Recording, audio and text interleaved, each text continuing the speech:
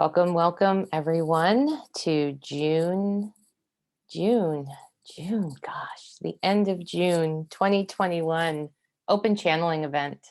I'm so absolutely excited and grateful to be here with you all today.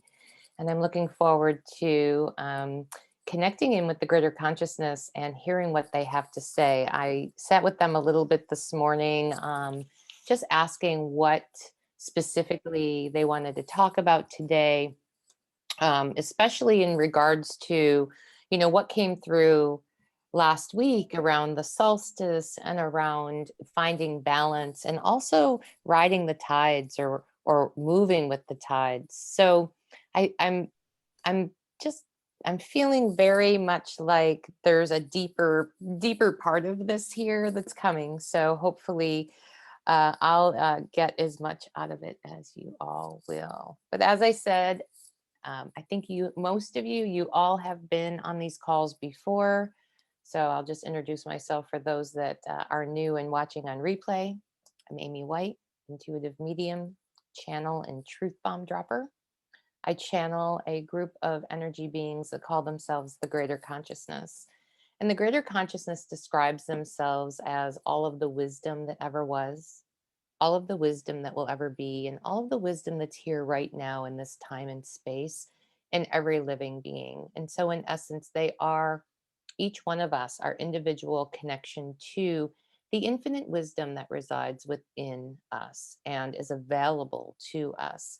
And so, as I'm channeling the greater consciousness today for this community, they're connecting in with the inner wisdom of each one of you, whether you're here live or watching on replay. And so the information will likely feel very personal and very specific and very supportive for where you are on your path right now. Very often when we're working with the greater consciousness, they will bring through words to feelings that you may be having, or validate things that you've been thinking about, or even open up possibilities that you haven't yet considered. And so, as I said at the beginning, I'm very excited about this conversation because we have just crossed the midpoint of the year. As unbelievable as it is to my thinking mind, but we've also had some amazing energy going on over the last couple months with eclipses and full moons. And the full moon today, actually at 11:40 a.m. Pacific time, the full super strawberry moon was at its peak. And I think for me, and what the greater consciousness is sort of bringing through for me, is that this isn't happenstance, that all of these things have kind of happened around the same time this year. And especially having the full moon fall on this call today and talking about the solstice and talking about finding balance and talking about how we move with the tides, right? And the moon, of course, has so much energetic resonance with the tides, with the tides on the entire planet. So as I'm tuning in a little bit deeper, I want to invite you all to just take a couple of moments to breathe, to connect in whatever way feels appropriate to you. As I said earlier, to leave as much of the day outside of the container of this community for now. It will come back. It always does. That's our human experience. But for now, we can be in a space of collective connection and collective connection with the greater consciousness.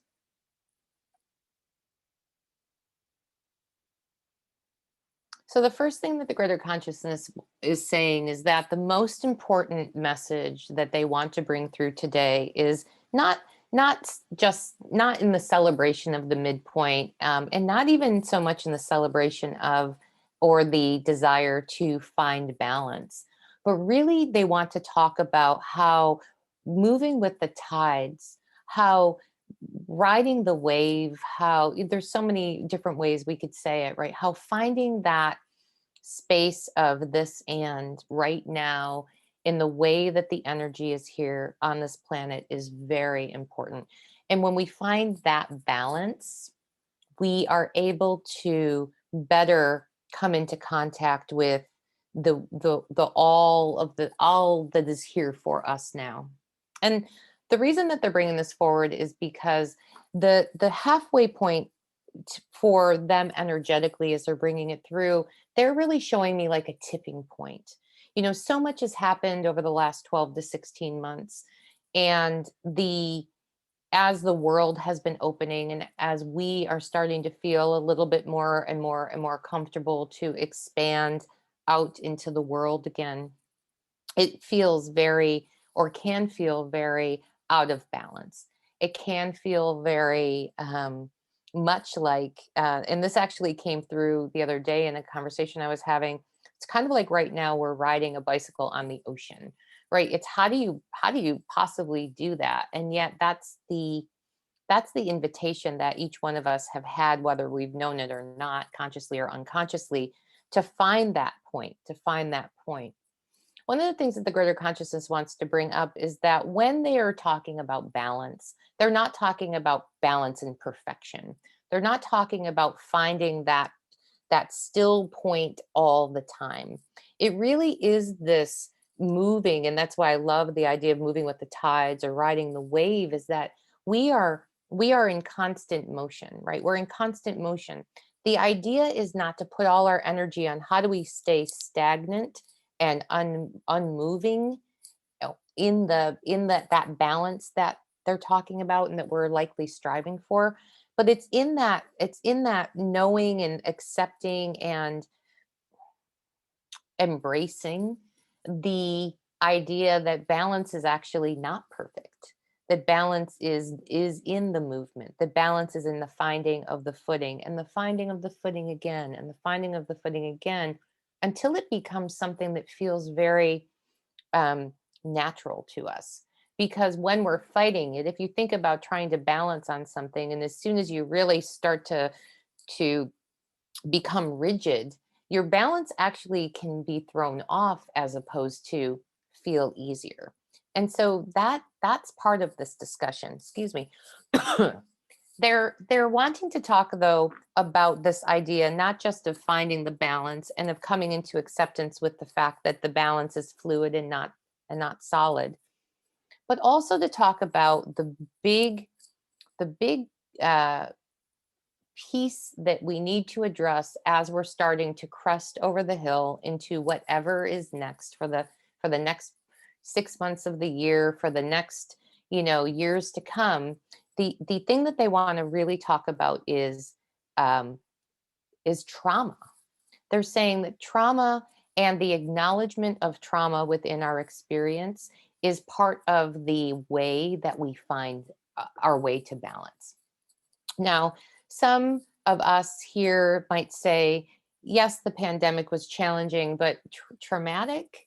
Not really. I've talked to so many people who have had their businesses expand and their connections to other people deepen during the pandemic time. But the greater consciousness is saying that the big thing that we need to understand is that even if we didn't necessarily feel trauma in our experience, the collective trauma on the planet really did and does and still has an impact on each one of us. Now, the interesting thing about collective trauma is that it tends to unlock the gate to individual trauma and things in our lives that we may not consider traumatic that actually have a energetic resonance in our body as trauma. And so interesting. I didn't realize I was going to be having kind of going in this way today, but the thing that they're saying is really important to understand is that one thing about trauma is that in our body, in our physicality, our bodies don't know time. And so, because our bodies don't know time, trauma doesn't have a finite start and finish. And in that space, it means that we can be experiencing trauma in the moment that's unlocking trauma from a week ago, that's unlocking trauma from 10 years ago, that's unlocking trauma from our childhood, and not even really understand where the basis of it is.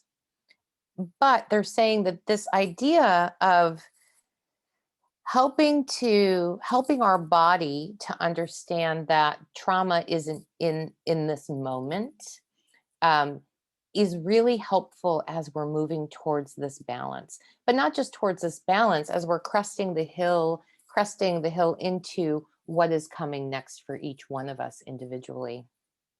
It's they're making me feel, and even when I say the word trauma, they're making me feel that this is something that is not only has not only been experienced collectively, but that right now there's this awakening, this bubbling up, this opportunity, if we're willing to take a deeper look at it, to see where not only do we have trauma from the current experiences, but also where the trauma in our lives is generational, is ancestral, because that's part of what's happening here on the planet right now. They're saying is that we're being invited to break some old patternings that are in our body, patternings that we came into this life experience with, and that trauma seems to be the big rooted piece right now.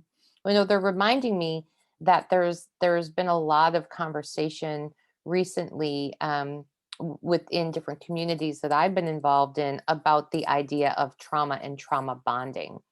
And it's so interesting. The idea of trauma bonding, which the greater consciousness is saying is important to this conversation, because a lot of the coping mechanisms that many of us do go through as we're experiencing trauma, is that we tend to create these trauma bonds that we don't even realize are there. And that just adds to this physical experience that many of us may be having. And the greater consciousness is saying, if you're not feeling it now, then then it's not to say that there won't be some experience of the residual of this later. So why they're talking about it now is so that we can start to come into deeper contact with it, and not in the regurgitating all of the past things that have happened in our lives for the purpose of revisiting and understanding and making lists and, collections of these things, but to just even to just be in the space that says, I recognize that trauma has existed in my experience, and I want to be aware of when I'm physically having some experience that feels like a trauma reaction. It's really powerful, and it's funny. So, and I love, I'm pretty open about sharing my own process here, and the process that I'm going through is I'm having this dual conversation with the greater consciousness, and I'm asking them, like, is like, I feel in my human experience like I don't have a lot of um knowledge in speaking on the subject. And so they're saying they're giving me all of the information. And so I'm just trusting that what they're saying is something that I can hold space for. So okay, they wanted me to clarify that, because I think part of this process that we're all in, right, is finding that space where we are both trusting, and trusting and not so sure of the things that we're moving forward. They're saying trauma it plays a big role in that as well. And we're seeing it likely coming up in lots of ways that feel like, if you are in this space, if you are feeling like, here I am again, I'm at this place again. I thought I had gotten past this thing that happened was years ago, right? We're beyond it. So often when we go through a crisis experience, it's we come to a crossroad, and that crossroad says, I can let this experience define me, or I can use this experience to transform my life. And so that's the invitation here, to be able to come into contact with, what the greater consciousness is calling trauma. We might call it something else. Don't get hung up on the wording here, because what they're saying is that whatever words we use doesn't matter, because there's a physical experience that we're having in our body that we want to have just acknowledgement of, just touching into Can I be open to the possibility that even if things felt really good for me over the last year or so, that I could have some residual trauma in my body? Now, what we've talked about this a lot within this community is how our body, our physicality is the deepest connection, the deepest, the biggest antenna to connect into our inner knowing, to come into contact with our inner being. And so when we are, sort of um, crunking up the radar, right? Crunking up the sonar within our systems, with the wiring within our systems, with unacknowledged trauma or traumatic experiences or crisis experiences, we're we're blocking in some ways, or we're making it harder in other ways to listen to our inner wisdom. The other thing that the greater consciousness is saying is that as the body is experiencing these things, we also have a tendency to start to see manifestations of the trauma or the trauma experiences all around us. And so those things come up for us for the purpose of giving us a point of reference, an indicator that there are things that maybe we could look at or acknowledge. Now, why is this all important? They're saying it's important because this balance that they're talking about, this balance within ourselves, this ability to ebb and flow with the way that life is flowing for us and with us and around us internally and externally, this balance is very important. The other thing that they're showing me is like packing cubes. If you're a traveler, maybe you've used these before, but you use them as to organize your carry-on or your suitcase. But what they're showing me is that what happens when we don't acknowledge trauma, when we don't acknowledge these crises for what they are, really calling them what they are, then we end up creating this layer where we're packing these traumatic experiences on one, on top of the other, on top of the other, on top of the other. And then we end up having to carry this really big load that we're unable to, in our thinking mind, unravel very easily. And so that's a big piece of this, because as we're moving through this transformative time on the planet, as we're moving through this transformative consciousness awakening within ourselves, we want to make sure that we're carrying the lightest loads that we can.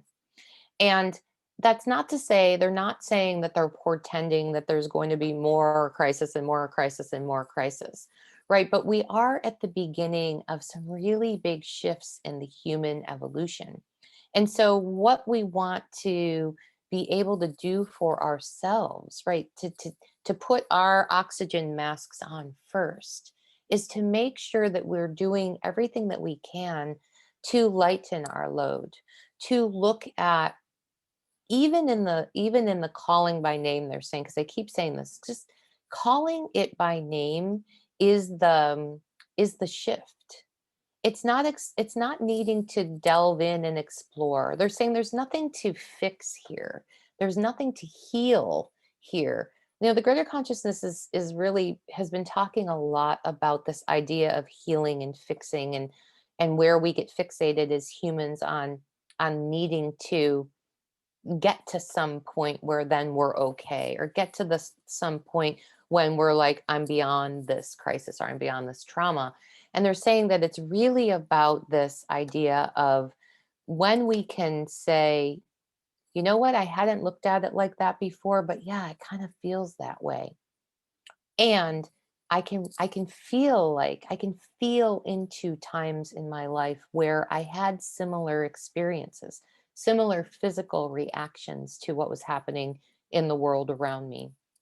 Oh, okay. That's trauma, perhaps, or again, another word for it, if that feels better to you.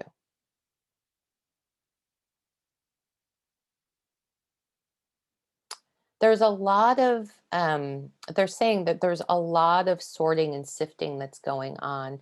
And part of what we're seeing as we look externally out into the world around us, In some things, sometimes we would call it or label it as bad behavior, people acting badly. We can see how the greater consciousness is saying we can see how this trauma, both collective and individual, is starting to play out in really big ways, bigger ways perhaps than has been in our awareness before, both on the what we might deem positive, and also what we might deem negative. And so even though they were saying people acting badly, there's also this other side, right? There's this other side of the trauma that's actually creating more trauma. And they're showing me that, like, some of the coping strategies that are going on right now are where people are jumping into to be more people pleaser, to be more like sacrificing, to be more in the victim mentality, even though on the outside it might feel or look as though, like, here's some people that are doing really great things in the world, but they're coming at it from a place of trauma coping. And so it is both. It can show up in our lives in both ways. And they're saying that that's really important, because the easy thing is to go, oh, bad behavior, get it. Yeah, I can see, it's like that old saying, what hurt you so bad that now you have to hurt others to feel better. But the flip side of it is where we go into that over giving, over caring, over enmeshing boundaries. That also is a way that trauma shows up in our lives. And here's the paradox, and something that's really important to bring into the conversation right now is that they're not saying that giving, serving, showing up for each other is a bad thing. It goes back, and this is a conversation we've had many times before. It goes back to, what is the intentionality behind the action? Are you feeling inspired to show up that way? Or are you feeling like you need to because you're shooting all over yourself, or you need to because you're feeling guilted into it? There's a lot of survival guilt on the planet right now as well. And not just survival, like, oh, I didn't get COVID and pass away, but survival in that, there are those who fared better than others as we move through the pandemic. And so there's there's a lot in the mix. It's really deep, and it's really juicy in a way of understanding a little bit more about what's happening within each one of us, and what's happening within our experience individually, but also what's happening within the collective. And how, as we start to pull back the layers, we can see not only outwardly, which is always kind of interesting to look out and have touch points, right? Validation points, but also to take it inwardly and asking ourselves the question, where am I out of balance because I've got some coping mechanisms in play right now? Where might I be listing, one way or the other, because I'm not even aware that I can call this experience by a name, a word that actually represents a feeling that I have within my body, within my system. And so, just as we're talking about this, and as we're sitting in this space, the greater consciousness wants to just, lovingly remind you all that anywhere where we start to feel resistance, where we start to feel, the soul exhaustion that seems to be coming up for so many right now. I know for me, in my own process, there's been things over the last couple weeks that have come up that I've just been like, I don't want to go, I don't want to do this again. Like, I don't want to deal with this again. And it's such a place of soul exhaustion that's part of what the greater consciousness is saying is part of this collective trauma. And so, and again, this is not an absolute. It's not a 24 hours a day, 7 days a week, perhaps, feeling that we're experiencing. But it's in the place where we can touch in, tune in, connect in, come into contact with the inner being, our inner beings, our inner knowing, and just check, like, is this coming from a place of trauma response? is this coming from a place of trying to fill my time, fill my space with doing, doing, doing, so I don't have to look at what I've experienced, whether it's the pandemic or otherwise, right? It's really powerful when we can start to give ourselves the space to ask ourselves what we need in this moment and how we need it. What do we need it to look like? And even for those of us that can't carve out large swaths of time, to find those moments, moment by moment, where you can come into that deeper contact. Perhaps it's even at the end of the day, where you give yourself a little extra love in that, you made it through the day, that you had your ups and downs, but that you can look at the day and have gratitude for its completion, but then also to be in the space of asking yourself, is there anything else I need from me so that tomorrow can feel even better, so that tomorrow can be more centered, more grounded, more focused, more able and confident to ride the waves and manage the tides as they come in and out.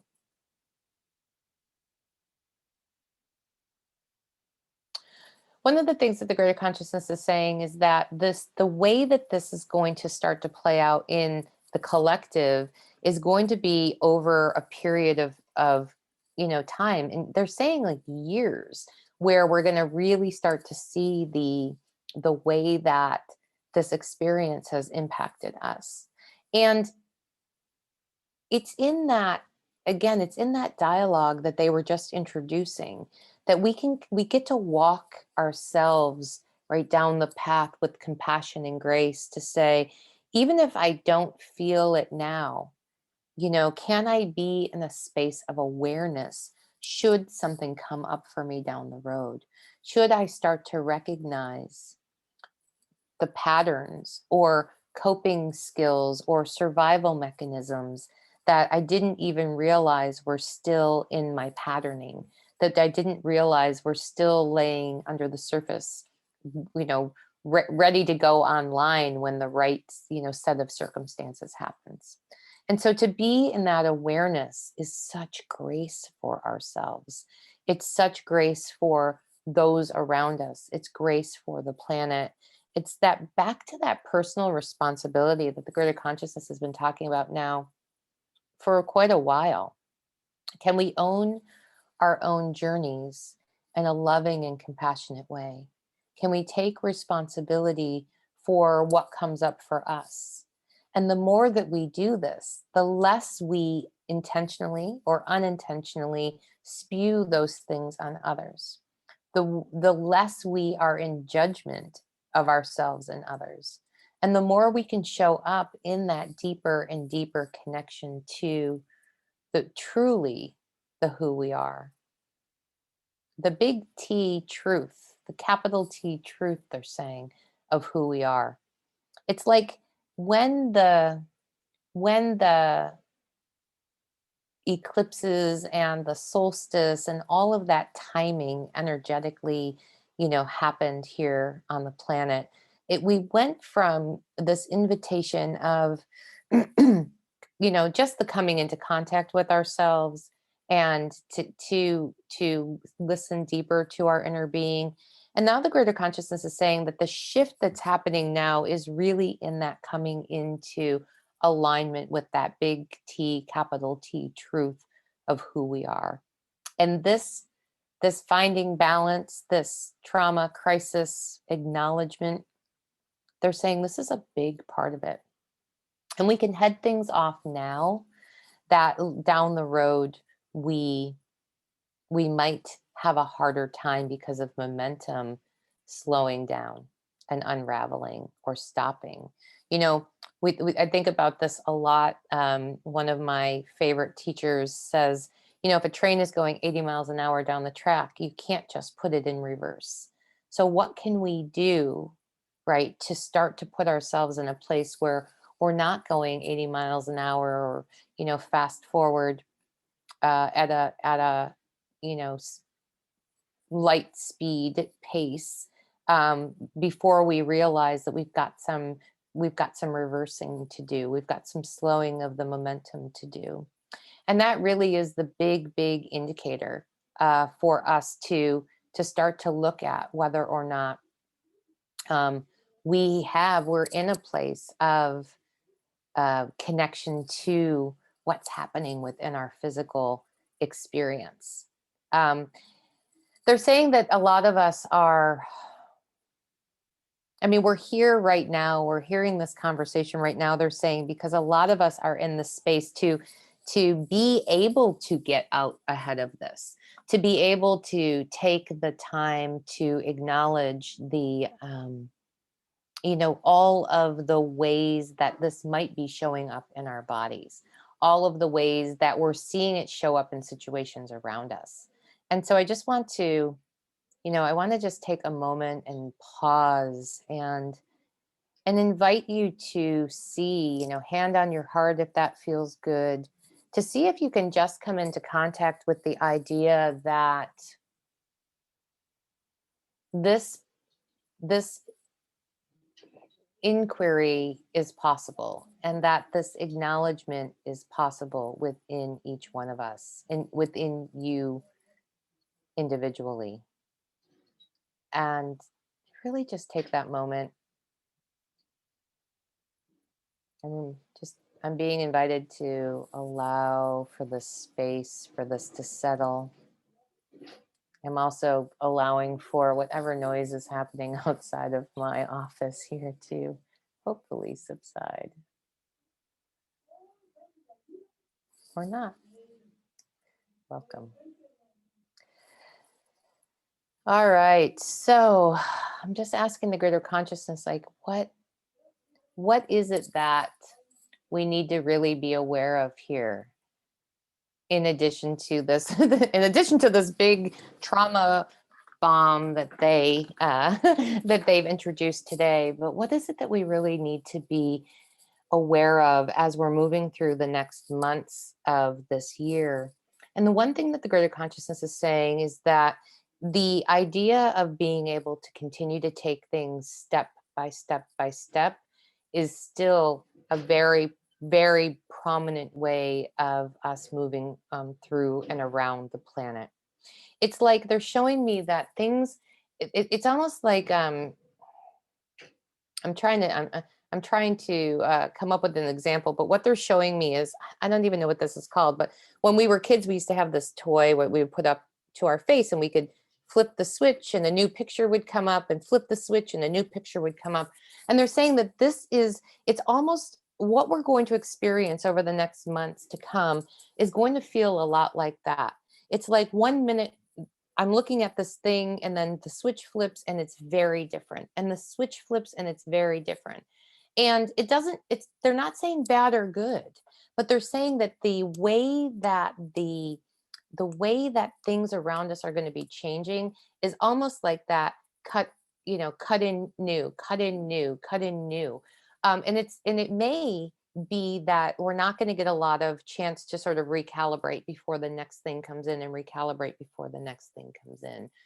And so all of this balance that they're talking about, all of this exploration really sets us up to be much more firmly, connected and grounded, even fluidly grounded, as this shifting time is coming, as this, like, it's almost like I'm just asking for another way to show it, because it's just the one thing that they're bringing me to is, if we think back, it was actually, I think, the beginning of 2020, where it was like there were fires and then there was this and then this happened and then this happened and then this happened. And it was sort of like this line of things.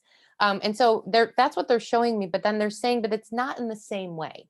So it's not going to necessarily come at us in a way of like traumatic event, traumatic event, traumatic event. It's more about this inquiry and this excitement about, like, what's coming next, what's coming next, what's coming next. It's like this. They were showing me the other day when I was talking in my twice monthly subscriber community, this idea that really the way that, and we might have even talked about this last month, the way that life is playing out right now is very much like if we're watching a firework display, right? We're anticipating the firework, but we don't know what color it's going to be. Is it going to be red or green or purple? Is it going to sizzle? Is it going to, swivel, or I don't know what that word is, but it's spin. Is it going to, do all these things? Is it going to be the shape of a heart? And each time in the moments before it switches from one firework to the next, we don't know what it's going to be, but there's this anticipation that the next thing is coming and the next thing is coming. We're going to see the next thing. And then of course there's the explosions that happen within that, right? So you've got the boom and the reverberation of it, and then you've got the anticipation for what's coming next. And that's that. I guess that's another way of what they're demonstrating, this, like, things are going to switch, switch, switch. We get to choose how we want to look at it. When we're able to be in this place of deeper balance, whether it's a boom or whether it's a purple, explosion, or whether it's something in between, we're going to be much better suited to be able to meet it meet it in a place where it's not adding to, any trauma, or adding to the crisis, or building on top of things that we're still sorting and sifting through. And so they really want that to be, this all to be, right, the big message. But the big exclamation point on what they're saying today is that we have it in our total control right now in this space and time. And they're using control purposefully.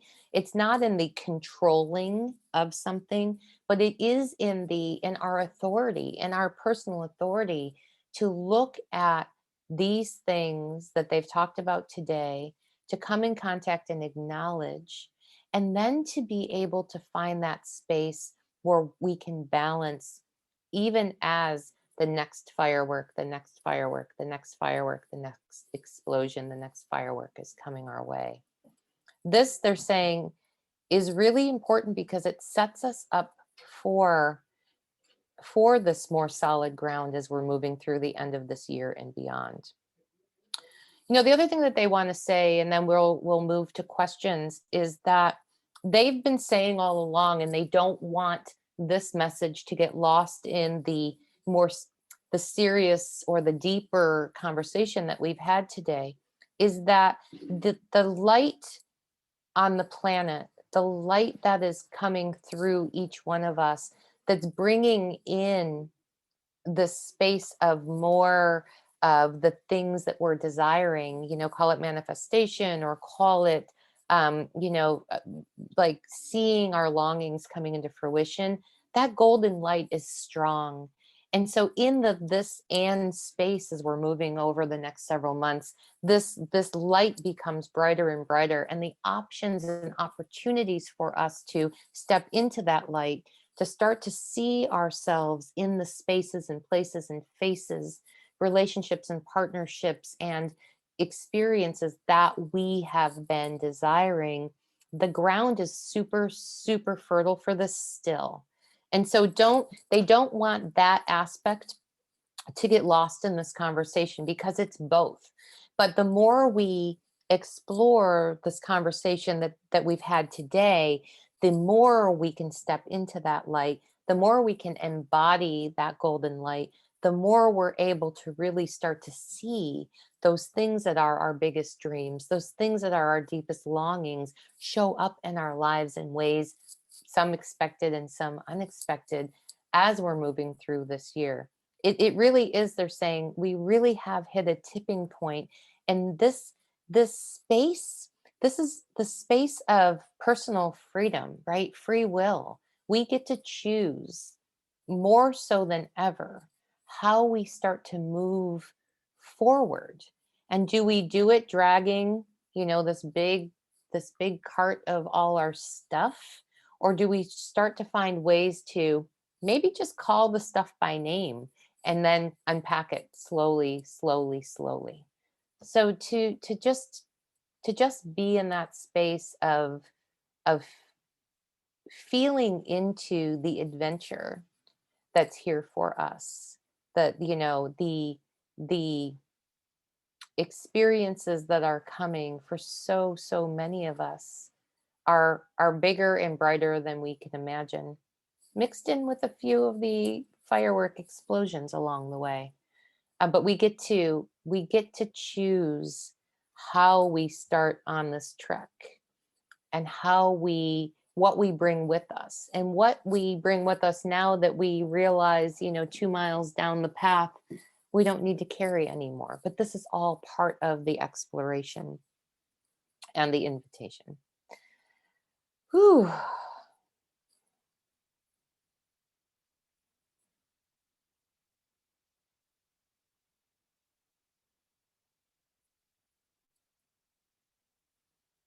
The greater consciousness is saying that they just want to acknowledge each one of us that's here in this community today, in the space that's been created, even in this conversation, to start to look at where we have that authority and that personal responsibility and that ability to choose how we're taking these next steps, and that each one of us has made even more space to embody it deeper and deeper, even through the conversation that we had today.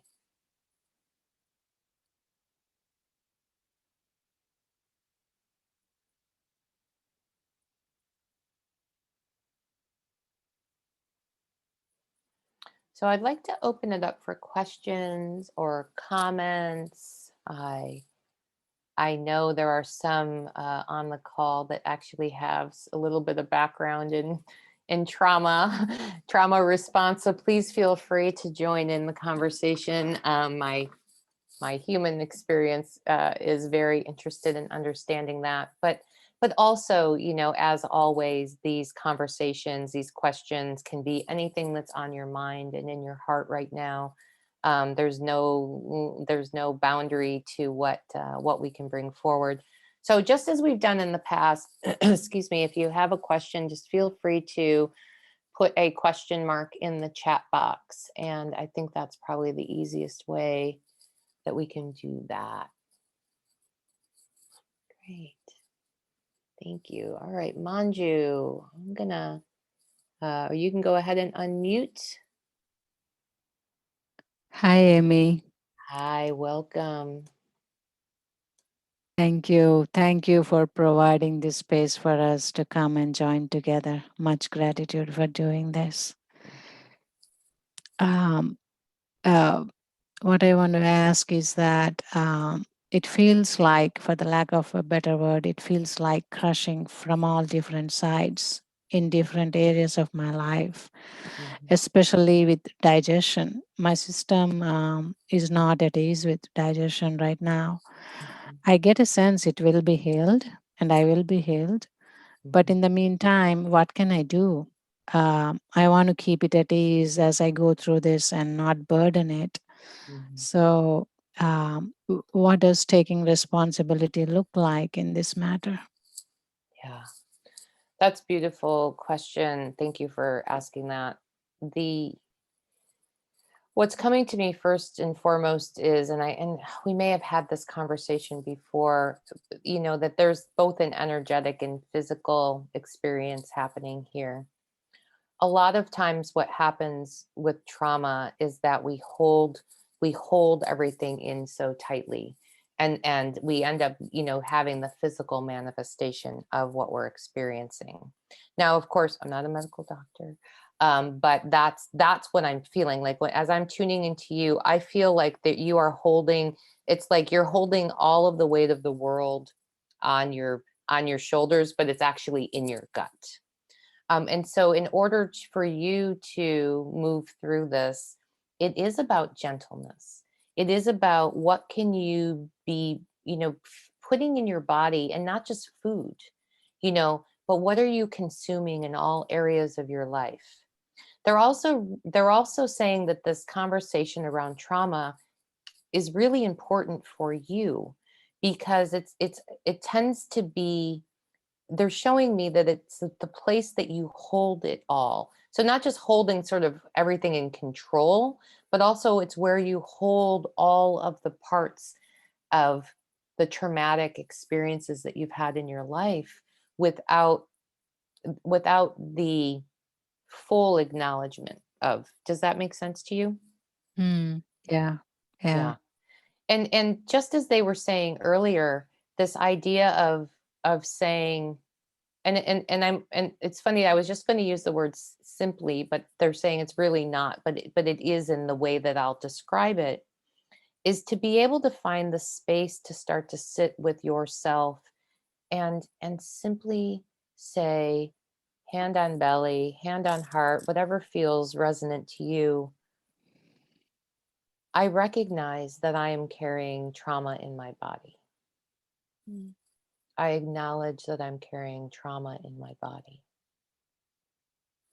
I don't need to I don't need to figure out what it is right now, but in that space of lovingly coming into contact with that trauma, I think that you will start to see things both unfold and open up, because Mm. when you're calling it by name, and I just want to acknowledge, and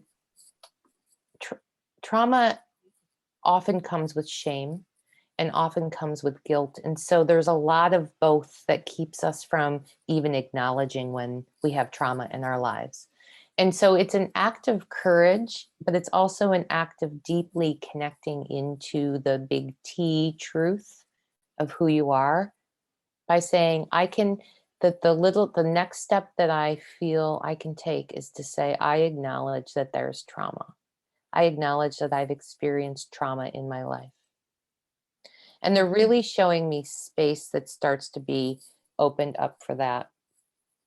As far as, again, they want to go back to also just being aware of what you're consuming. So, food wise, for sure. They're also saying information, Mm. media, opinion, especially. They're saying, like, other people projecting their truth on you, other people projecting their opinions on you. Those are all things that you're consuming that just is adding to this collective um, blockage for you. Does that make sense? Mm. Yeah. Yeah. Yeah. I'm sensing a lot of like urge to sit with myself and then be with myself for Yeah. longer and longer periods of time, Yeah. uh, which brings me to the next thing, is that, I notice that I see myself gravitating towards spiritual talks nowadays and Hmm. spiritual matters, listening to the spiritual matters. Hmm. And also on the other side of it is that I need to prepare for job interviews and learn some new skills and, brush up some, old skills. And so sometimes it makes me wonder, it's almost like these two different things are in competition within me. Yeah. So, do I listen to this, spiritual talk that I really, want to listen and see, it feels very interesting to me, or do I learn this thing that I need to learn to have it on my skill set for the job search? Yeah. So I'm wondering what I'm dealing with here and to make sense of it. And, how do I move along with grace Yeah. with these two things that are going on? Well, I think what's really beautiful, and the greater consciousness has said this over and over, is this idea of this and really looking at the intentionality. Are you listing towards the spiritual talks because they make you feel good, or it's a feel good distraction, right? Are you doing the other because you feel that you should be, right? So the grace is in, like, what do I need in this moment? In Mm. this moment, what do I need? I really need to tune into some spiritual, good, juicy spiritual stuff, because it's a salve to my spirit right now. Um, Mhm. or, I really feel inspired and interested to learn something new. I think I'll do that now. And the more that you give yourself space to ebb and flow between the two, then you won't feel like they're so much at conflict with each other. Mhm. The one thing to be really aware of on either side of this conversation is to to make sure that when what you're doing isn't a response to filling the void because you don't want to look at things that are coming up in your life, right? Just as the greater consciousness of saying earlier, if you're using it as avoidance, to just be aware of it. And again, this is the grace and the compassion part is saying, and I just was having this conversation with my twice monthly community the other day.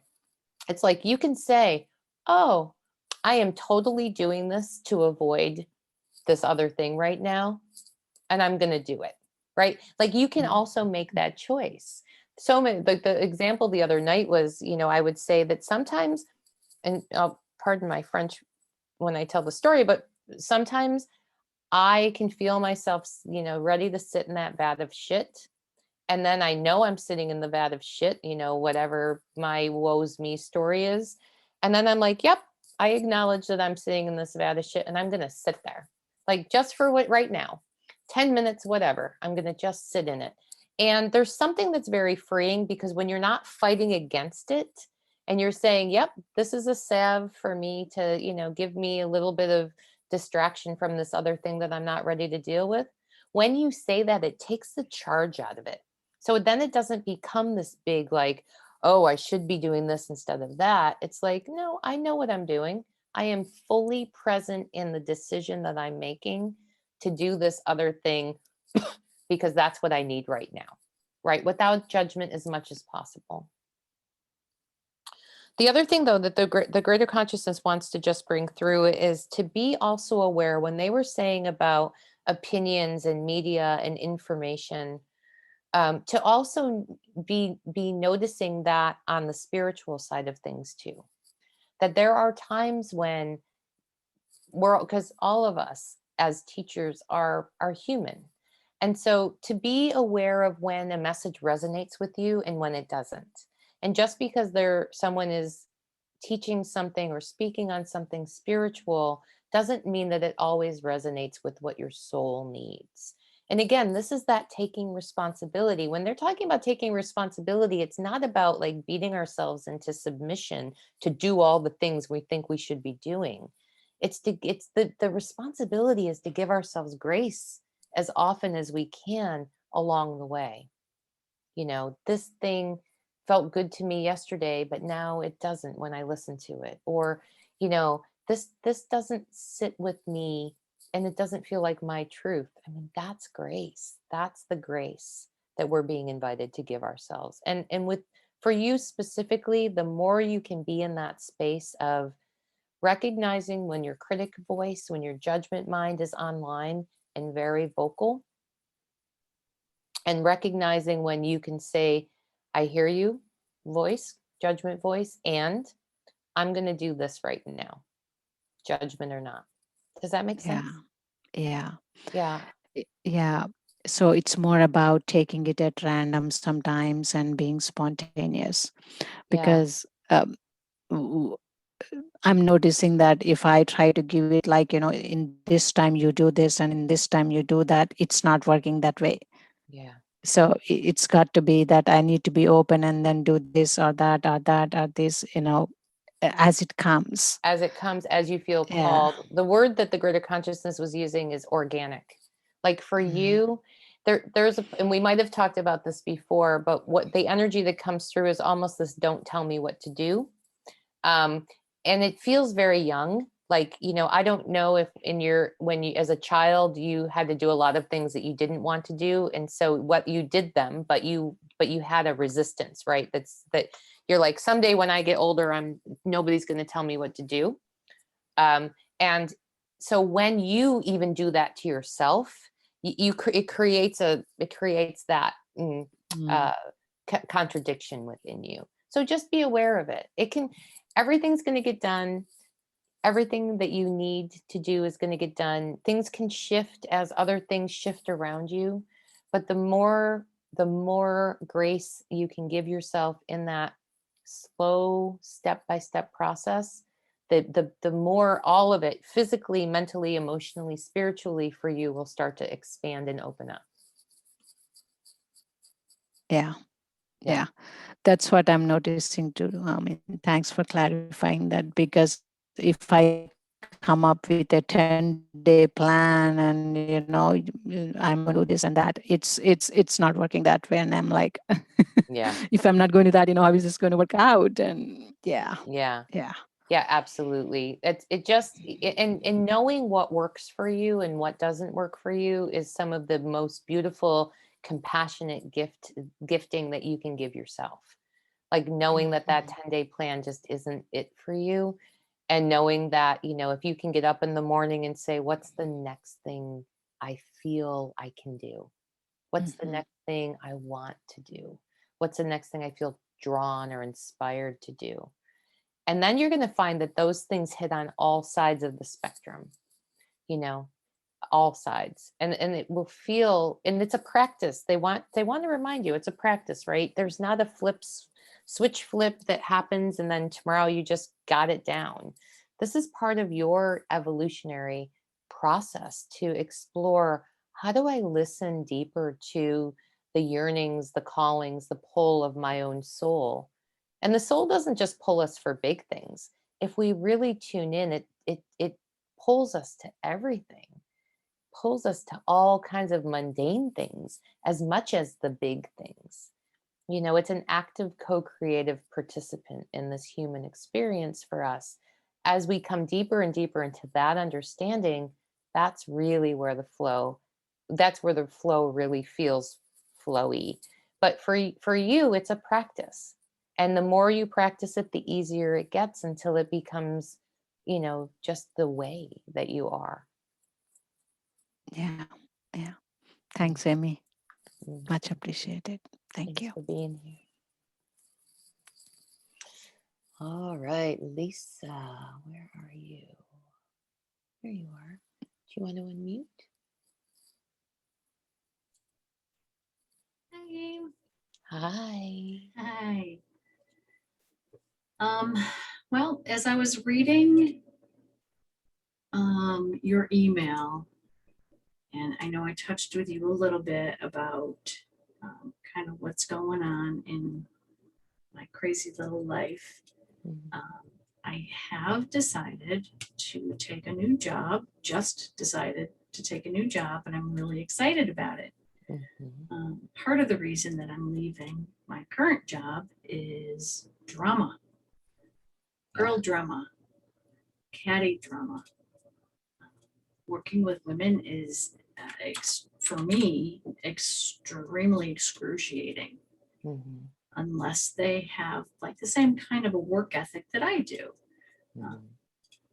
There's a mean girl. She's older than me. She's a mean girl, and it although I can emit and act like it doesn't bother me, it eats my soul. Yeah. It bothers me. It festers, and the outward sign is the agita, the heartburn. It's terrible. Headaches, um, and I don't know where it comes from, other than obviously it's something from my past, but I don't want to bring that with me to my new job. Mhm. Mhm. I just don't know how to better handle that trauma, Yeah. and what to do with it. So, Yeah, I mean, I can feel it. I can feel it, like energetically it short circuits your system. And I think one of the things I'll say just to start this conversation is to go back to what the greater consciousness was talking about today. It's the acknowledgement that you could be open to the possibility that perhaps some of what's happening around you it impacts you the way that it impacts you because there is some underlying trauma, right, in your life. And you could even maybe say there's some trauma with women, that may or may not be true, but I'm just saying, like, that tune into what you want to call the trauma. And this isn't about looking outward and saying like they're causing me to feel this way, right? This is about looking inwardly to say there's something in my experience that has created this for me and my reaction to it. And so how do I then, if I can come into contact with the knowing that there was some trauma or something in my life that's created this belief system for me, right? That that becomes the gate opener for you, because the story that you have very deeply rooted in you is that, and you said it, so I'm not making it up. That I have a real problem working with women. Mhm. And so that came from somewhere, because if you pull it apart a little bit, it's not all women. Right. It's particular archetypal women. And those archetypal women, you could probably trace back to, looking back through the years of your life where those same archetypes showed up. Oh, I had a high school principal like that. I had a, third grade teacher like that. My babysitter was like that. My aunties were like that. Right. And so now you can start to see like, oh, okay, this same person has shown up, archetype, Mhm. well, has shown up in my life all the way as far as I can remember. Right. So let's call that trauma, right? Because it's traumatic. And It if you is. can see how you feel at your age, your young, beautiful age, by the way, now with what you're experiencing in the workplace, and imagine being a 6-year-old coming up against that same type of, and in that child's brain, likely the story you formed was, it must be my fault. Okay. And that's trauma when a child creates a story about themselves that's untruth. And then we carry these stories, and this is not just you. I mean, we all Mhm. do this as humans. As we start to then carry that, it gets bigger and we're packing more stuff on top of it. Oh, here's another example of where this is my truth. Here's Mhm. another example of where this is my truth. And to the point where we say, am I bringing this on myself? Is this Mhm. my fault? And it's not your fault anymore now than it was when you were younger and you had that first real experience where your child mind said, oh, it must be me. I'm flawed. You know, I'm the, I'm the, I'm weak and I'm the target of the mean girls. Well said. Yeah. That's trauma. And so again, and even though the greater consciousness said we don't have to unravel it, they felt really important to kind of have you see. And so Mhm. now within your own practice, as you're moving through to this next job, it's to say, I have trauma that lives within my body that's associated with this type of person. What the greater consciousness said at the very beginning, and I mean, this I felt in my whole being, when they said trauma doesn't know age. So at your age now, time now, when you come up against that same energy, you're 6 again. Mhm. And so just to be, again, the grace is in the awareness that this is happening for you.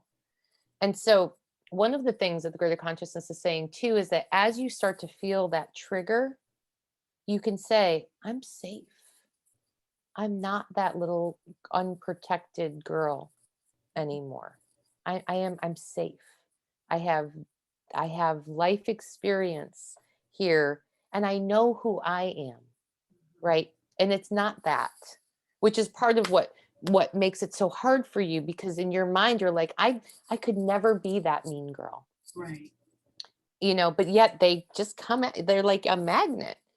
Right. Because part of it is, and this isn't a blaming thing, but because of the story that you carry, it triggers you in a way that makes it feel very personal. Yes. Yeah. Yes. So that there, and what the greater consciousness is saying is it's not that you may or may not experience that type of archetype again, but what happens as you start to come into contact with this part of you is that when we'll use this, she shows up, you'll be like, "Ah, I know you. And I don't have to engage because I'm not 6 and I'm not, I'm not in this space. And again, this is not about denial, right? It's not to say I'm going to deny that this, which is the acknowledgement part, right? I acknowledge that this happened in my life and I've been carrying this story with me. And the more that I see it happen and you stop the momentum at the beginning, the less you're going to feel even pulled into it. It just becomes a like, I know that I don't, it doesn't have anything to do with me. It's Right. not, I don't need to be any part of it. Even if it feels very much personal, it's not. And it's almost too like the way that the wolves will circle around an injured animal.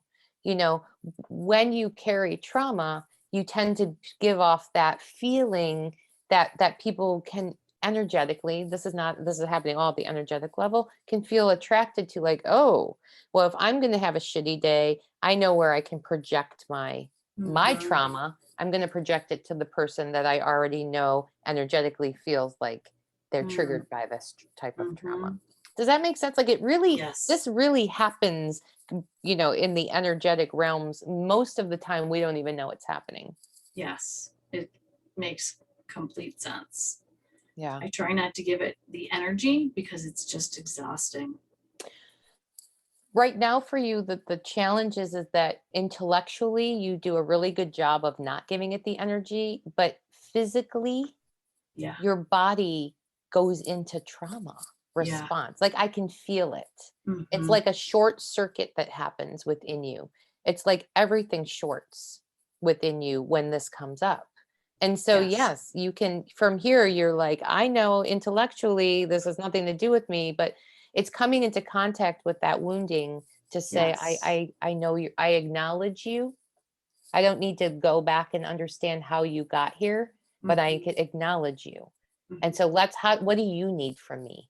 Right. What do you need from me? Me, me to me, but what do you need from me that helps you to feel safer in this experience, so that you don't feel like that somehow you're the target of this. Right. Because it's such an old story for you. Yeah. And understandable, that we all do that, especially as young people. And the traumas that you've experienced in your life then just come into play on top of that seed, and it builds. So, again, it's that space of just, that's all we need to do right now, is just say, wow, I acknowledge this. And chances are some of it's ancestral. It was my parents did it, their parents did it, their parents did it. This is how we responded. And now you're carrying it forward, but you don't have to. Yep. And that's that authority, that personal responsibility and control the greater consciousness was talking about before. Beautiful. Yeah. Thank you. Thank you. And congratulations on your new Thank job. you. Michael, I see your hand up. I don't know which order, but I'm going to go there. And then Suzanne, I see you as well. Hi. Hello. Thank you so much. And thank you to everyone who's asked questions. It's been a really beautiful and profound conversation about really beautiful and deep things and real things. And I've appreciated all of it.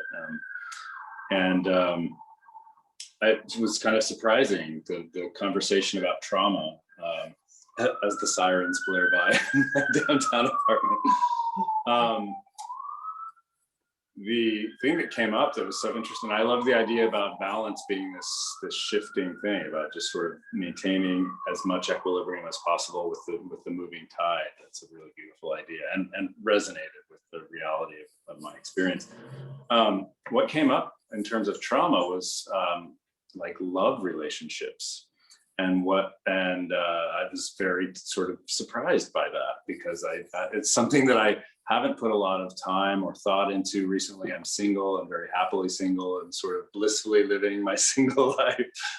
And yet the trauma, when you started talking and acknowledging the trauma, it mostly has come in the recent past from love relationships that ended badly or just ended. and that the separation of it caused a certain amount of trauma, and acknowledging that, and I guess I was just very interested in why that powerful thought came up about those relationships, and that maybe I'm that if there's any blockage there about opening to the possibility of relationships again, which again is something that I haven't been thinking about. So I was just wondering what comes to you from the greater consciousness, if anything, about that.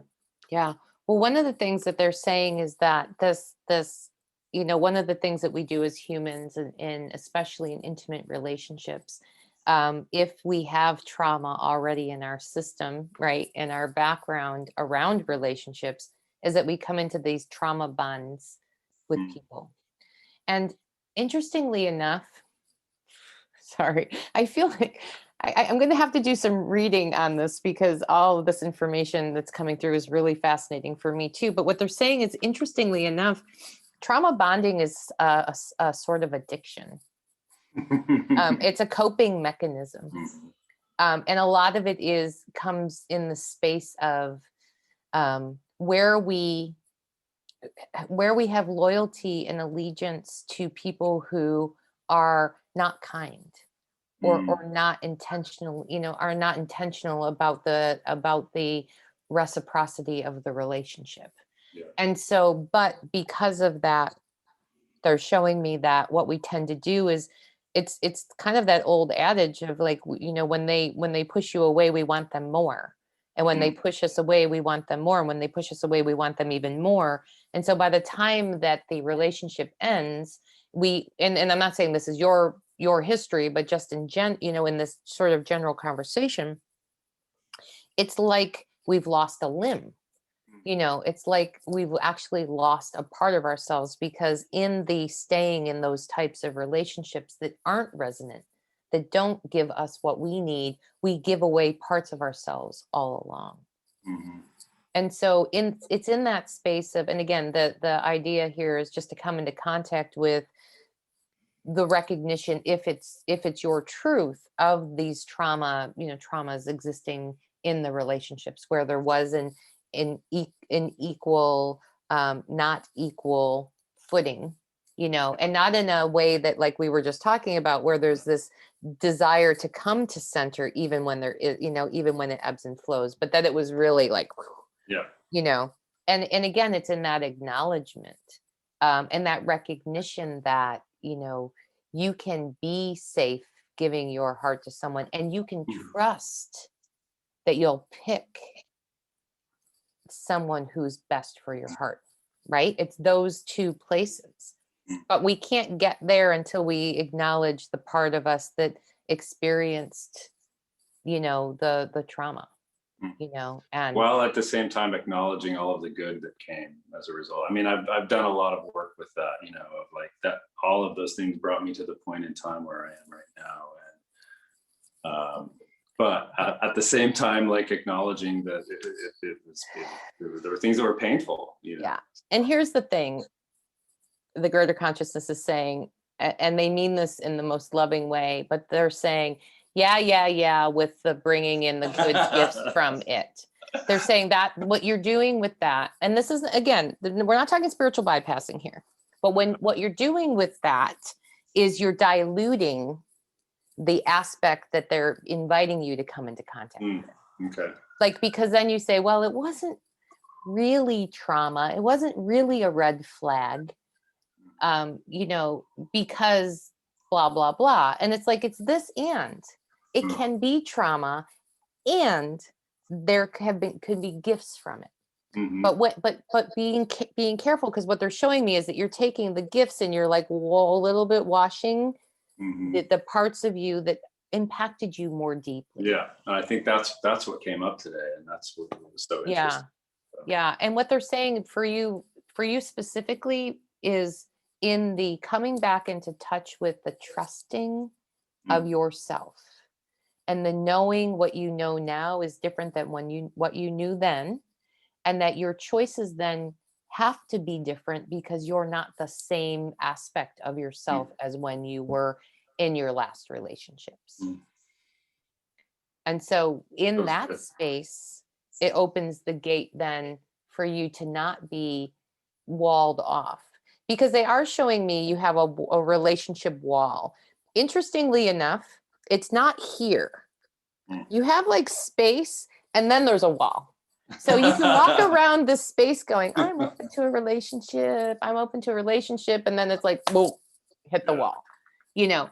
So it's just a little bit different. We tend to, you know, like we do this as humans. We do this, we're like, I'm not blocked. I'm not blocked. The house isn't on fire because I'm looking this way. And, and again, there's no judgment here. It's just in the idea of the invitation to explore, to say, what if I could just acknowledge that there was some trauma, Yeah. and not dig into what it was and why it was and who did what and where it was a gift.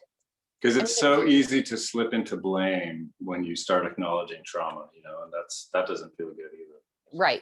Right. And that's what they said earlier too. Like with trauma, there is so much blame and shame and guilt that's why we don't go there. Mm-hmm. But yet when we don't go there, then we're just like, Michelle, we're good. We'll keep talking as long as you want to stay.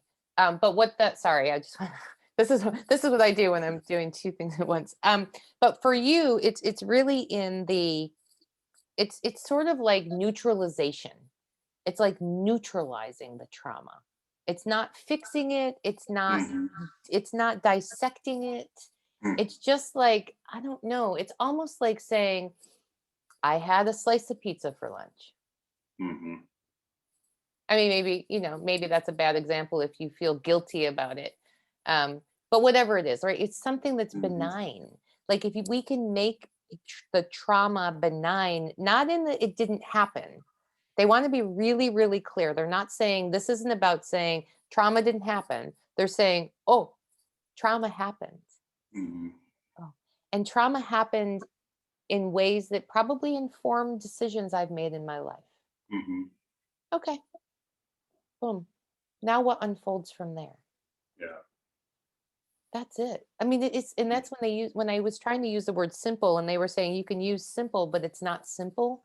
But it is simple too, when we're saying you don't have to dig into the root of it to acknowledge that this thing happened. Mm-hmm.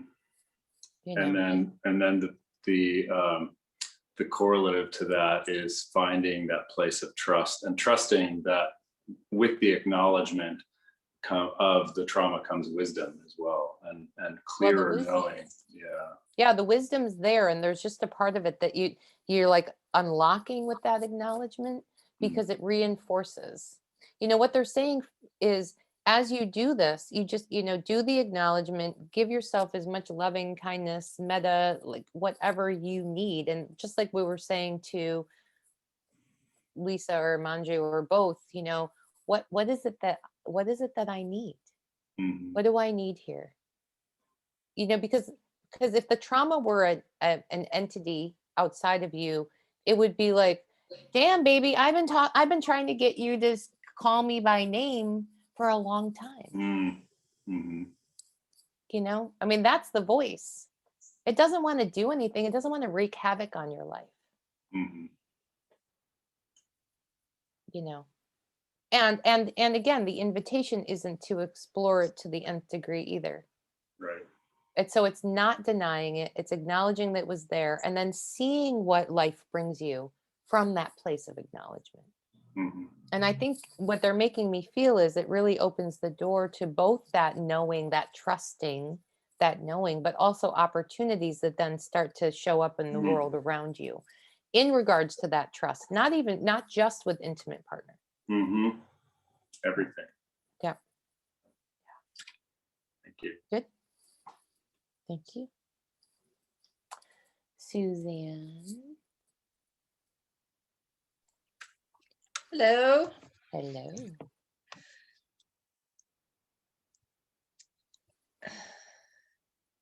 So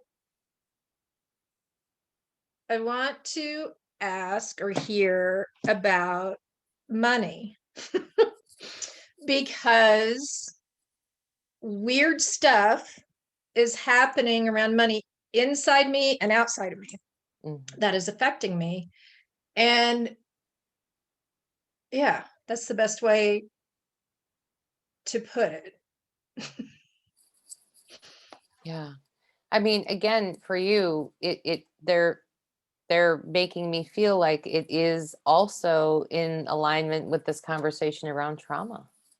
And for Mm, you, what they're showing me is this very, very old, and it's not yours at all, yeah, story.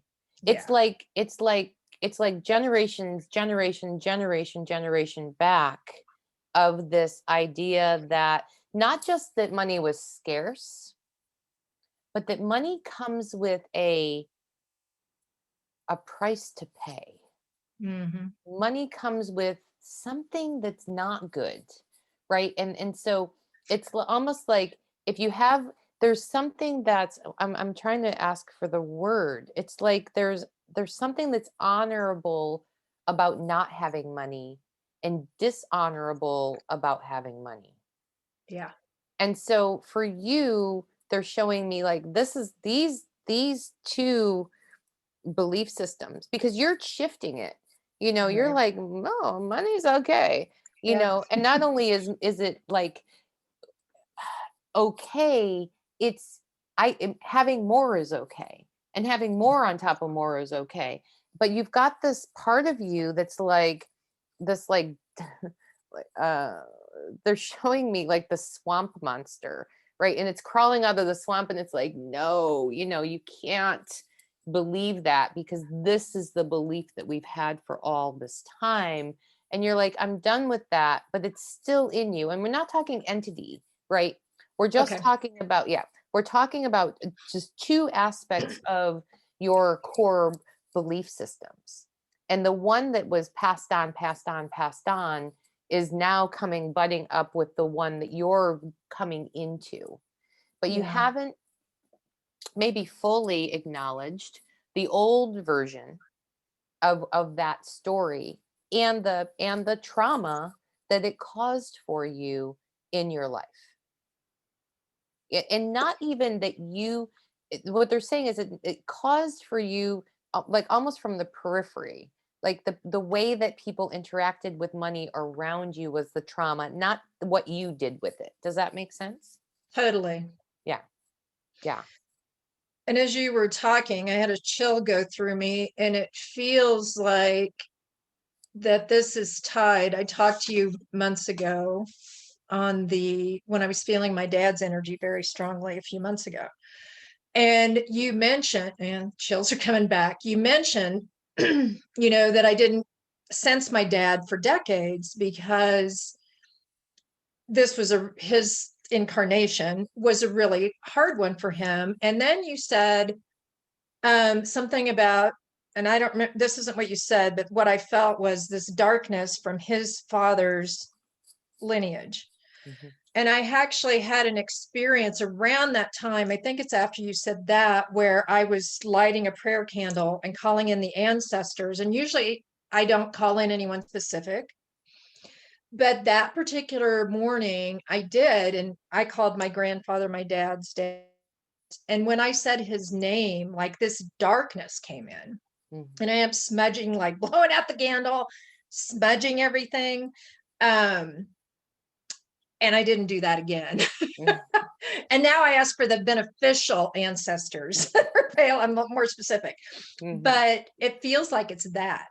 It feels like somehow that's part of it, and it got past the super traumatic. Um, and my parents, particularly my dad, kept that going when I was a kid. It was Mhm.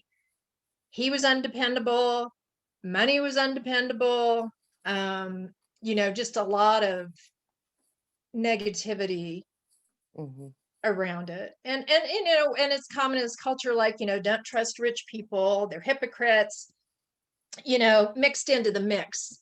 On Mhm. top of all the trauma, my childhood was very traumatic for me because I'm so empathic and sensitive. And so Yeah. this up and down Yeah. with money stuff was excruciating. Yeah, and I think, for you in both the scope of this conversation and beyond, the recognition of the trauma is a part, but you're already there, right? You see where it is. What they're saying is that for you, this is about disconnecting, like piece by piece by piece. It's like all these wires, wires, wires, wires, and you're literally with a pair of clippers and you're doing one, and that's how the separation is happening for you. And so it feels it's still here because there's so much connection there. Yeah. And yet you're moving it, and it's just now a time thing. To be intentional about continuing to separate the old Yeah. the old story from the new story. Yeah. And that's really where you're in the middle of it right now. Makes sense. Yeah. Because it feels different. Like some of the old thoughts and stuff came in, like when these crazy things happen that people are like, I sent you the money. And I'm like, I don't have the money. It's like weird stuff like that. And I assumed I would go off into the old story of like, oh my God, what's going to happen? Mhm. And I didn't. That's what I Yeah. mean about it was different internally. But it's Mhm. just interesting. Like this has happened twice this week. It was like, yeah, we sent the money. And I'm like, wow. Yeah. Yeah, I think, yeah, that being in the middle feels more peaceful. Like I'm in it. Yeah, and what they're also saying is because this is such a deep rooted story for you, that anytime that your soul is bringing things forward to get your attention, they're using money, or many times they'll use money or Mhm. some construct around money or abundance. Totally. And that is a big indicator and invitation for you to take a step back and look around and see where the old story might still be swirling under the surface. Does Oh, that make yeah. sense? Yeah, it totally does. And I can see that, and I knew this, and then I ignore it for a while, but like uh close, intimate relationships are all tied up in money as well. Mm, yeah, yeah, Yeah. yeah. Yeah, that's not a surprise because Mm-mm. it's like the place that it's where your soul can get your biggest attention because the story is so deep. Right. And as you continue to unravel it and continue to claim your truth about it, then it comes in different way. It'll come in different ways, you know. Yeah. But it's also not a bad thing in that your soul has found a real direct line to get your attention. And then you can That's negotiate with, we don't need to use this money story anymore as the attention yeah. getter. Let's look at something else. Yeah. Yeah. No, that's really helpful. I hadn't put that together as it being the attention getter, but that exactly describes my experience today. It's like, what is this? Like it's kind of familiar, but not. Mm-hmm. Yeah. Yeah. Yeah, so it's an invitation into deeper exploration around what's happening within me right now. What do I need to be looking at? What do I need to be aware of? And then where can I either reframe or rewrite that part of the story as I'm clipping these cables, clipping these wires to Yeah. disconnect from the really old ancestor stuff that you're here to not take any further than you have with. Yeah. And even since a child, they're showing me like you from the very beginning, you knew this is some bullshit. Yes. Yes. Sorry, that was them, not me. Yeah. That Yeah. was me too. No. Right. It was you were the channel. Yeah. No, and no, I knew it. It didn't make any damn sense when I was 3 years old. Like I remember it. I'm like, what are you doing? I know. Yeah, absolutely. So good work to be in the recognition of this. Yeah. Well, thank you. You brought a lot of clarity.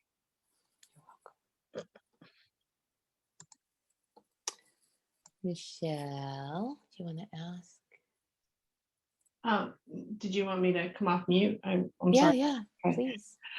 Yeah, I just, you were saying all this stuff about the greater consciousness and like more stuff is coming and more stuff is coming. And I mean, just personally for me, like I feel like 2020, and honestly, like 2020 hasn't ended ever. Like I feel like we obviously entered into a different time, and now it's just like this long, I feel like I'm running a marathon that I can't, that there's no finish line. And for me at this point, it's like I'm just kind of like, I don't really want to endure this anymore personally. Like I'm exhausted. The energy is just super heavy. It shifts all the time. And it's affecting everyone around me as well. And I work in a space where the need of people is so great right now. Like it's just everyone is like all of a sudden realize they have these voids, and it's just a constant need that hasn't, people reaching out to me. And to some degree I have some control over that, but at work I don't have total control over that.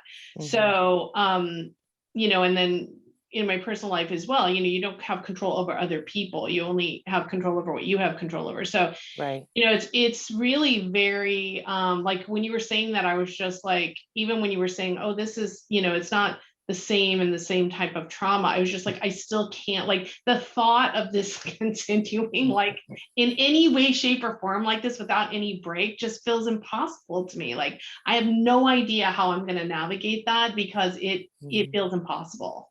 Right. Yeah. Absolutely. Well, and part of it is the way in which not only the trauma of the past year and a half has impacted you, but it's again, it's very interesting that, I mean, we can all have these conversations, myself included, how it unlocks the trauma, the old trauma, the old trauma, the old trauma. And it's just, your body doesn't know what's where to begin, where it begins and where it ends. And so then it's all trauma all the time, like 24-hour news. And so for you, both, it's in that space of acknowledging the trauma, which I know you do. I know you're aware of that. So they're not telling you anything you don't know.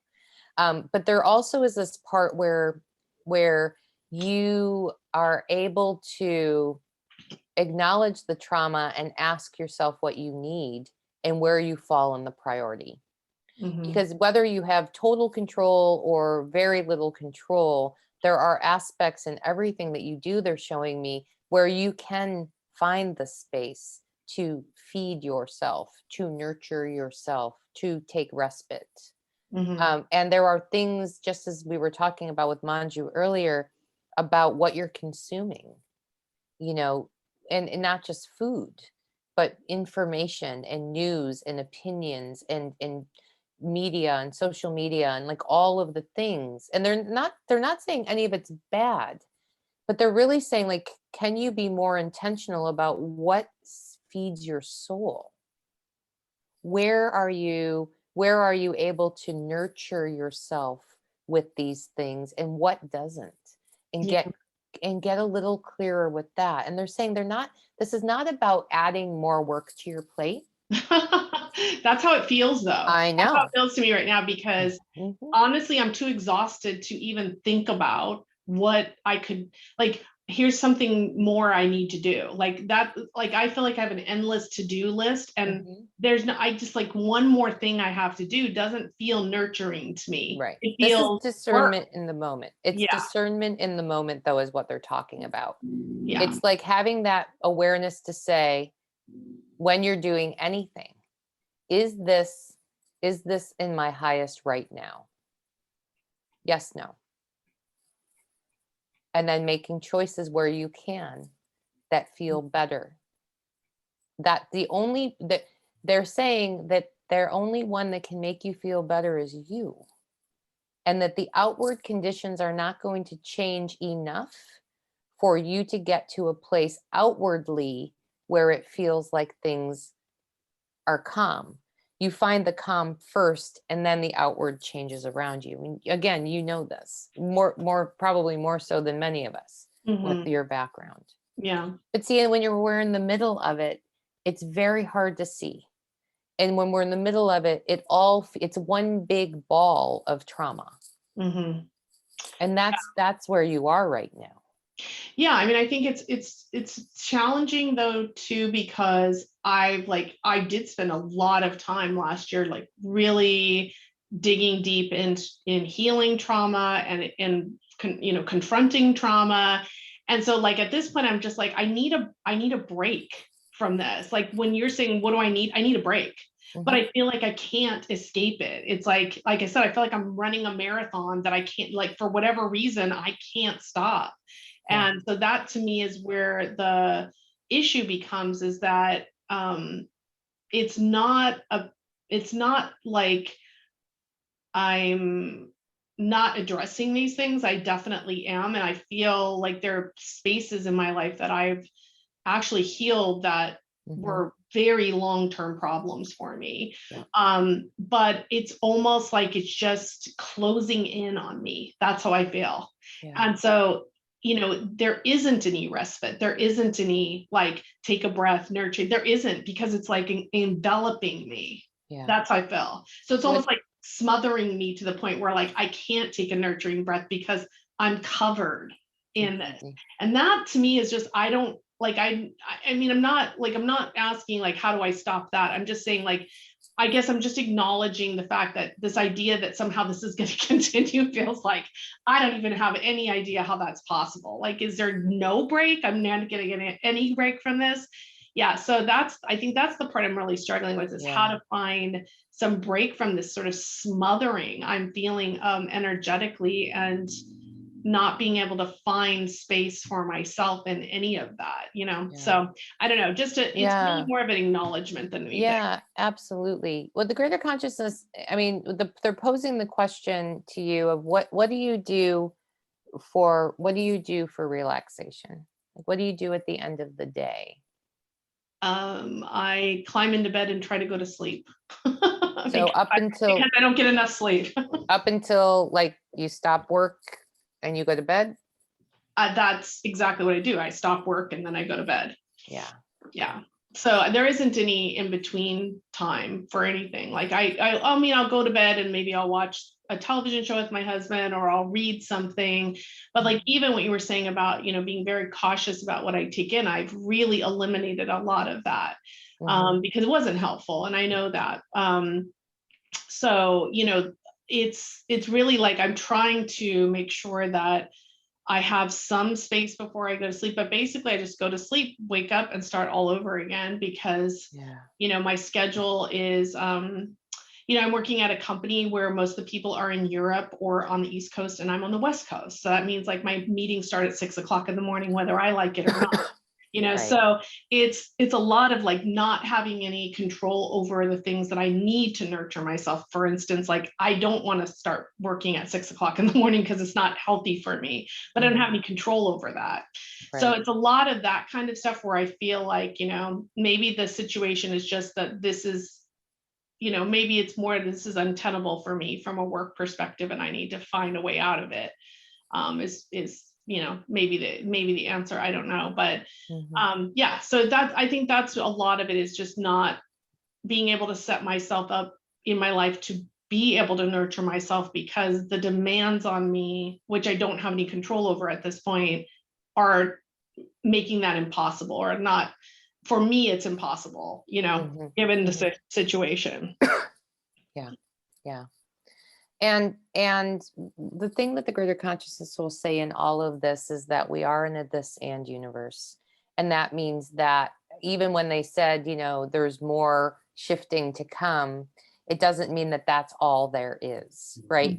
And they want to broaden that conversation to the experience of your day-to-day that you were just saying, which is that there is space for this and it is about where you are able to see, even if it's brief moments, where you can sit out on your patio and look at your hydroponic garden. Yeah. Right. And maybe that's the respite that you're able to carve out for yourself, but it's in the acknowledgement of that that starts to open space for it not to feel like it's 100 miles an hour only in one direction. Yeah. Gotcha. And that's the invitation for you. No big blocks of time that you have to carve out.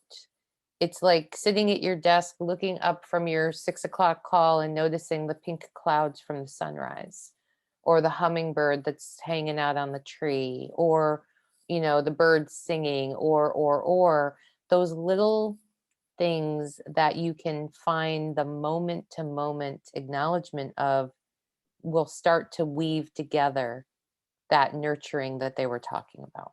Gotcha. Okay. Yeah. So very little drips. Yeah. Thank you. I understand they're not saying that there's anything that you're doing wrong. And so I want to just really make sure that hopefully you can hear that, and that the invitation still is to find those small ways to start to come into contact with yourself, because that's the way to end the marathon. That's the way. And it can feel very big and very daunting right now. And they acknowledge that. And if they were standing in your physical shoes, they would feel exhausted as well. Thanks. Thank you. Oh, my friends, this was such a great time together. And I'm really looking forward to continuing these events every month. As I said in the email, I'm going to shift them to Wednesdays, and hopefully mostly the third Wednesday of the month, just because it allows me a little bit more space for all the other things I've got going on. And I want to make sure that I'm fully present as I'm doing this. I'll send the recording out via email after. And if you have questions or feedback, please feel free to just reply, and I'll get back to you.